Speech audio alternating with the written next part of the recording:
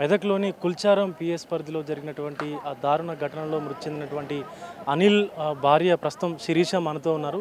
శిరీష్తో మాట్లాడదాం ఒక్కసారి. ఎప్పుడు మీకు లాస్ట్ టైం మాట్లాడారండి మీతో మీ అనిల్? నిన్న మధ్యాహ్నం మాట్లాడిండు. నేను గాంధీ భవన్ మీటింగ్ పోతున్నా, నేను సాయంత్రం వస్తా అని చెప్పిండు. నాకు నా బర్త్డే ఉంది, రేపు డ్రెస్ తెచ్చుకుందామే అని చెప్పిండు. అంతే చెప్పిండు. మళ్ళీ సాయంత్రం మెసేజ్ చేసిండు, పంప అకౌంట్ వాళ్ళ పెట్టిర్రే, కోర్టులో కేసు ఫైల్ అయిందే, నాకు టెన్షన్ అవుతుంది అని చెప్పిండు.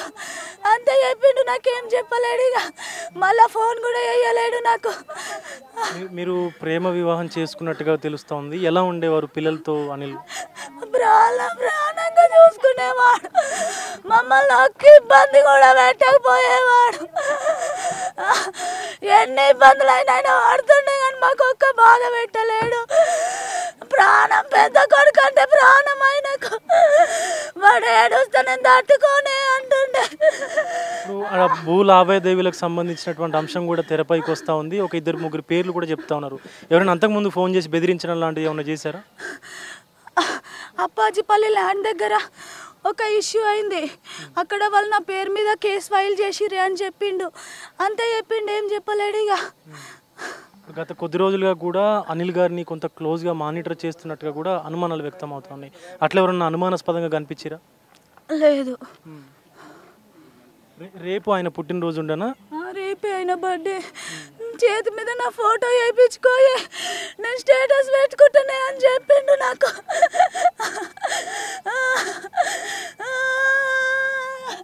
సో 2 రోజుల్లో తన పుట్టినరోజు ఉండగా తన భార్యతోని శిరీషతోని కూడా నేను డ్రెస్ తెచ్చుకుందాము, బయటికి వెళ్దామంటూ కూడా చెప్పి సంతోషంగా మాట్లాడినటువంటి అనిల్ ఇప్పుడు కనరాని రోగాలకు వెళ్ళిపోయి, ఇద్దరు చిన్న చిన్న పిల్లలు, చిన్నబాబు 9 నెలల వయసు ఉన్నాడు, పెద్దబాబు సుమారుగా 2 నుంచి 3.5 సంవత్సరాల వయసు ఉంటుంది. ఇద్దరు పిల్లల్ని కూడా వదిలేసి వెళ్ళిపోయాడంటూ ఆయన భార్య శోక సముద్రంలో మునిగిపోయి విలపిస్తున్నటువంటి పరిస్థితి కనిపిస్తూ ఉంది.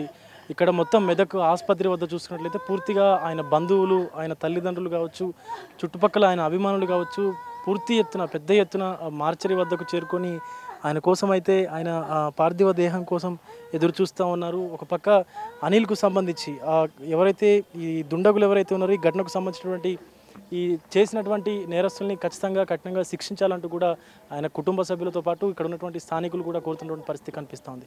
కెమెరా పర్సన్ శ్రీకాంత్తో విజయ్, బిగ్ టీవీ, మెదక్ నుండి.